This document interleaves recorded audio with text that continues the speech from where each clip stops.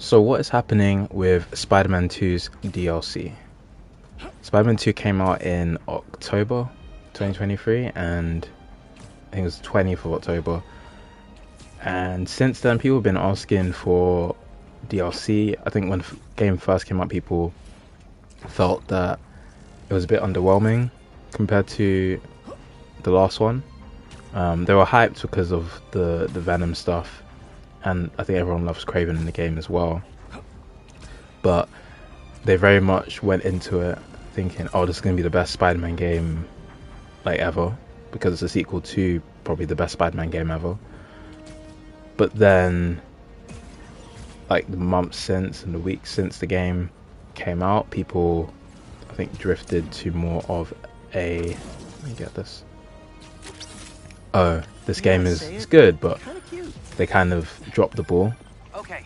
And I think it's because they got pushed from Sony to do Craven, and maybe they only wanted to do Venom, but they had to do Craven. I don't think the Craven part of the story was a problem at all, but I think that's probably what's had an impact on how the game is, really.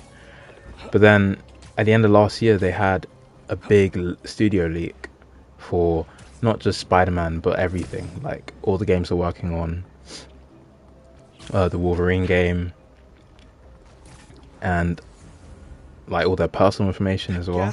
So that's definitely set back the studio, and who knows, maybe some of the stuff they were working on just hasn't come out because of that. One of those things was Spider-Man 2 DLC. There was like 3 DLCs in that leak. Insomniac haven't announced any DLC, just to be clear, but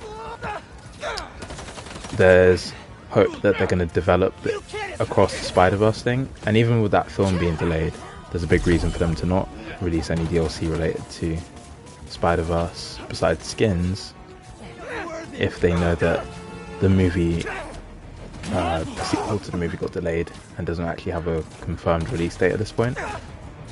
And that's all going to come up top from Sony. So, not really something they can exactly control. The other thing that I'm thinking about with this is the Carnage DLC, because Carnage is in the game, Cletus Cassidy. So with the leak, people were expecting to see an announcement for that DLC. But who knows, maybe it's not coming at all. Maybe it's going into another game that they might be working on, or may not be working on, you don't know anymore. But yeah, a lot can change. But the thing that hasn't changed is fans like being really angry and demanding stuff from Insomniac. We saw that in the first game with the Raimi suit. People asking for it and threatening the developers if they don't release it. And then when it did release, it wasn't perfect, so I think people still complained. And you'll see like there's loads of videos with different mods for the Spider-Man game, especially for skins that we already have in the game, just making them more accurate. I think the Amazing Spider-Man 2 and Amazing Spider-Man 1 suit, I think those have had some modifications that help to make them more accurate compared to the original. But besides that, I think that people definitely ask way too much of Insomniac. I don't think there's a problem with asking, because like they're a company. If they see you guys want something, they will add it, right? Like they know it's gonna make the fans happy, or they know it's gonna make money. As long as Sony and all the licensees approve it, then it's something that would happen. But with this DLC situation, I think it might be getting too far. Now, I need someone to explain to me, why can't we use the underground in this game? Because in the first game you could. In this one, like, I go there and I can't access it, which is really silly to me. Because why am I able to go there but then not access it? That's really... all it's meant to be is the fast travel system, I'm pretty sure. But oh well. Missing content, you say? Yeah, so let me know, what do you actually want to get from Spider-Man 2's DLC? because if you you might have ideas that are different to what Insomniac were planning. You might have ideas that could go into Spider-Man 3, but like for me personally, I think Black Cat kind of needs a DLC. Just imagine that we had a DLC where she's in Paris. I know that would take a lot of effort because they'd have to develop new environments for that. But let's say it's just indoors in Paris, not an outdoor mission. They could probably get away with it. But then you have, outside of Black Cat, I think, and the Carnage stuff, maybe Hobgoblin. Because we know that the next game should be introducing Green Goblin, so maybe introduce the Hobgoblin before that. It could be interesting. I think Miles could do with some missions as well. I do think a lot of the story or side missions in this game were more focused on Miles, because the core story was Peter and the symbiote, so you didn't really have space to give him too many side missions. And the ones you did, for example, the one that introduces Carnage, I haven't done it on this playthrough, but that I feel makes more sense to do with the black suit, but also maybe after you've got rid of the black suit and finished the main story, to at least start it, because you're interacting with another character who is very different to the last time you saw them.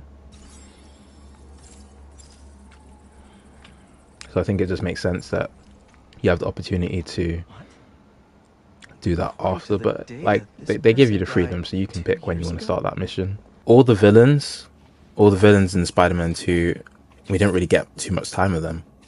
Specifically, I think the Lizard is one we could explore more in DLC, like having a flashback to maybe the first time Spider-Man fought the Lizard in one of the DLCs would be interesting to me, at least.